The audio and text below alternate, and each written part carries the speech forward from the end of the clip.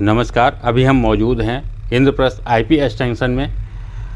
बात करेंगे उत्तर भारत गौरक्षा प्रमुख पंडित कृष्णानंद शास्त्री। अभी आप संगठन में हैं, आप गौरक्षा प्रमुख हैं उत्तर भारत। आपने क्या किया है और संगठन के लिए आप क्या कर रहे हैं?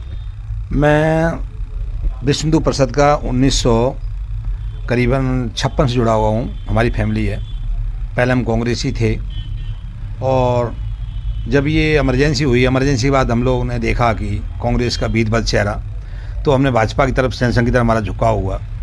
और फिर हम शुरुआत से ही जब से कांग्रेसी थे और विश्व हिंदू परिषद तरफ आए इमरजेंसी के बाद, तो मुझे ऐसा लगा कि देश में एक ऐसी पार्टी है, एक ऐसा संगठन है जो देश का विकास कर सकता है। और ऐसा विकास केवल जनसंघ ही कर सकता था उस टाइम। और जनसंघ की नीतियाँ थीं, जनसंघ की खूबियाँ थी जो पंडित दीनदयाल उपाध्याय जी ने और श्यामा प्रसाद मुखर्जी ने जो रखी थी। संघ की संरचना करी, विश्व हिंदू परिषद बना, सेवा भारती बनी, अखिल भारतीय विद्यार्थी परिषद बना और हिमालय परिवार बना। इन सभी संगठनों का सेवा भाव था।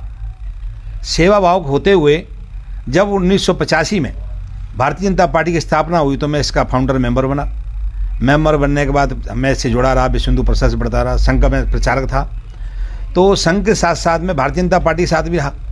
जितने भी हमारे संगठन थे उनके साथ मैंने काम किया। अब मैं विश्व हिंदू परिषद, जो संघ का एक प्रकल्प है विश्व हिंदू परिषद, उसमें मैं उत्तर भारत गौरक्षा प्रमुख हूँ।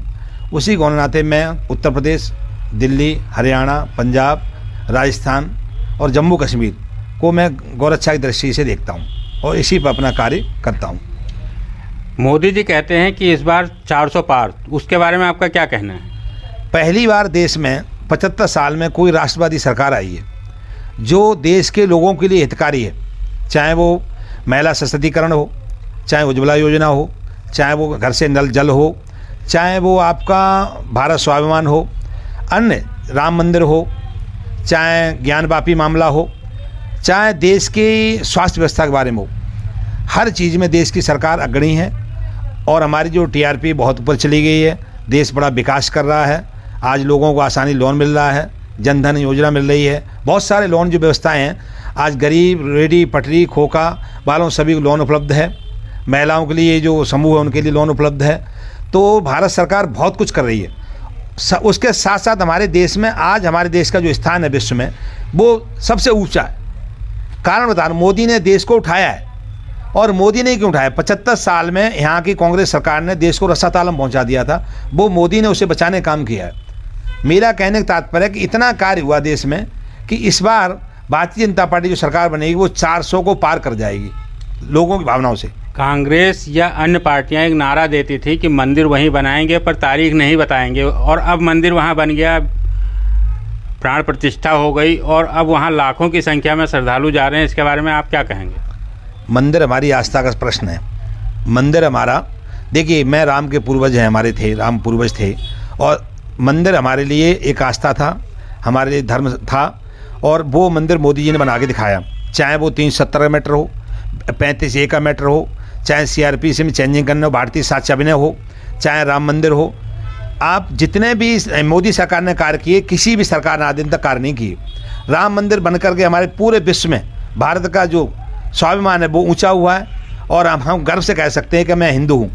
गर्व से कहूँगा मैं हिंदू। हर भारतीयों को ये कहना चाहिए, गर्व से कहना चाहिए मैं हिंदू हूँ। हमारे देश में राम मंदिर नहीं बने तो कहाँ बनेगा?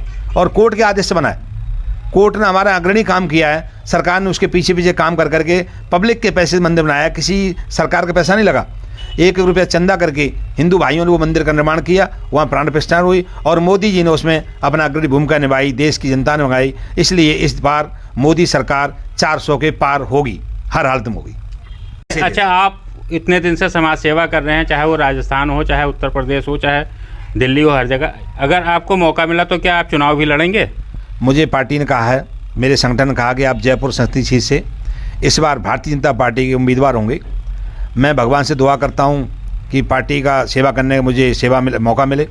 और जहाँ भी पार्टी कहेगी, मैं एक छोटा कार्यकर्ता हूँ, जहाँ कहेगी एक ईमानदार कार्यकर्ता हूँ, आज्ञाकारी कार्यकर्ता हूँ। जहाँ पार्टी कहेगी मैं वहाँ हमेशा खड़ा रहूँगा, अपनी सेवा देता रहूँगा। मेरा ये जीवन पूरा भारतीय जनता पार्टी और हिंदू परिषद और संघ RSS के लिए, मैं अपने जीवन, जब तक मेरे शरीर में एक बूंद खून है और एक एक रोंटा मेरा, हमेशा देश सेवा के लिए, अपने पार्टी और संगठन के लिए खड़ा रहूँगा, तत्पर हमेशा। तो ये थे पंडित कृष्णानंद शास्त्री। इन्होंने बताया कि ये संगठन के प्रति कितना समर्पित है और जो भी दायित्व इनको दिया जाएगा उसको ये बखूबी निभाए। HM TV लाइव के लिए चेतन शर्मा के साथ मैं नीरज पांडे, दिल्ली।